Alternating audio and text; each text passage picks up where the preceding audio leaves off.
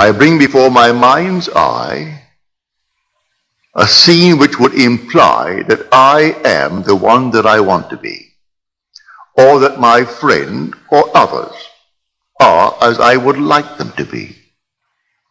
I try to confine it within the framework of the golden rule, that is, doing unto others what I would love them to do unto me, and not to go outside of that rule. It's just an easy thing to practice. Would I like the good that I ask of them? Yes. Like it for myself? All right, then ask it for them.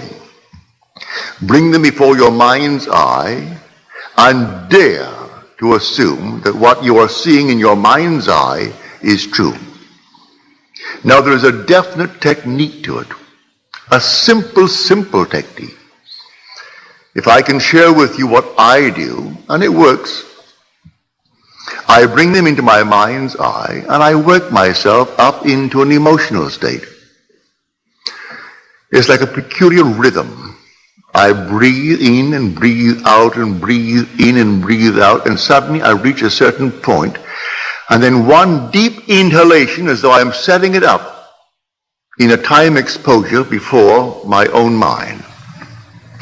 I set it up and all of a sudden I have a deep inhalation and every pore of my being explodes.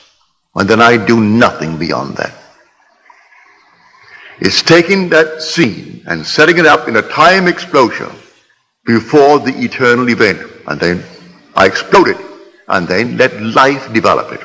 And life develops it. And then I get the call, or I get the wire, or I get a letter confirming that which I did. And I do nothing to make it so. I simply believe implicitly in Jesus Christ, but I have found him. I have found him as my own wonderful human imagination. I believe that all things are possible to him. He has ways and means that the mortal mind knows not of. So I do not care if I do not see clearly how it could possibly be. It makes no difference to me. I simply bring it to my mind's eye what I want to see it clearly, explode it, and then let it be. Now it could be tomorrow. It could be a month. It could be even years. I am not concerned. I have done it, and that's all that matters as far as I'm concerned. Everything has its own appointed hour. See the vision? That was my vision. The vision has its own appointed hour. It ripens. It will flower. If it be long, wait. It is sure, and it will not be late. A little chicken, 21 days. A man, 9 months. A horse, 12 months. A little lamb, 5 months. And there's a time interval between that impregnation and the actual embodiment of that state. And I do not know the time intervals. I only know that all I do it. And if that time interval is a day, well, it's a day. If it's going to be a month, let it be a month. I do not know the time intervals between my vision of you being the one that you want to be and you becoming that which I have assumed that you are. I do not know the time interval. But there are time intervals between the impregnation and the birth of that impregnation. But I tell you, it works. So I do not need to ask anyone or turn to anyone. Not that I am not saying to you, turn to me. If you have confidence that I can use a law that you are not yet aware of or feel that you cannot quite master it, I invite you to turn to me. Cost you nothing. I charge not one nickel for it. To me, it's a simple technique, a simple process. And I look upon it just as this.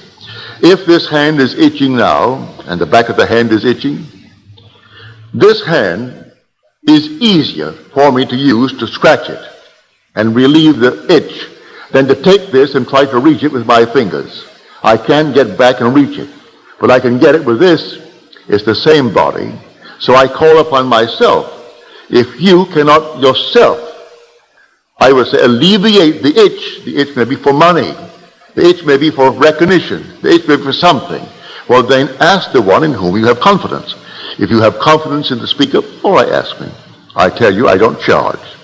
I do not charge 1 penny, neither do I accept any money. I don't. You simply, if you feel like it, you ask me. And I will, to the best of my ability, simply feel within myself that things are as you desire them to be, providing it comes within the code of what I call my ethical code. That it is not at the expense of another aspect of my being. Don't ask me to hurt anyone in this world, because I could not. I would not ask anyone to be hurt. But if you want recognition in this world, you want money in this world, you want comfort in this world, I see nothing wrong in that, because these things I would want for myself. So I put them within the frame of the golden rule and ask for them. It's a simple, simple technique. So let us discuss how things are brought into being. Well, how are they brought into being? By your own wonderful imaginal acts. That's how they're brought into being. Because your imagination is God. Your imagining, that is God in action. Do you know what you would love for yourself and for your loved ones in this world? Assume that you have it. And that assumption, though at the moment, is denied by your senses, denied by reason.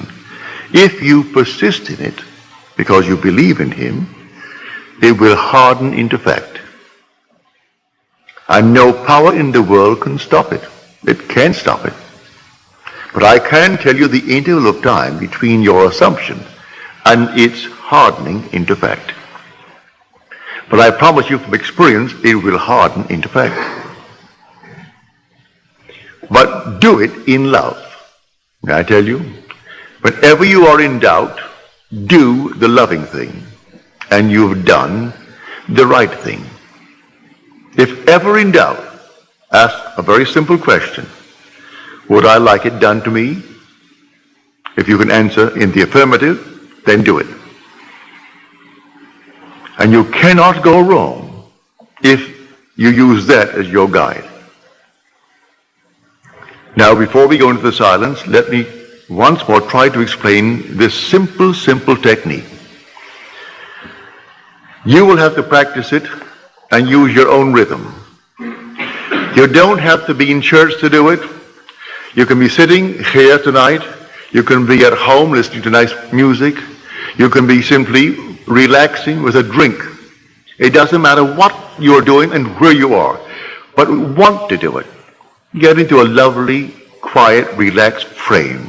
No so-called holy attitude. Forget that. You're holy when you're in love. God is love. So you would love it for someone else. That is all that you need. That mood. Wouldn't it be wonderful if she actually had it?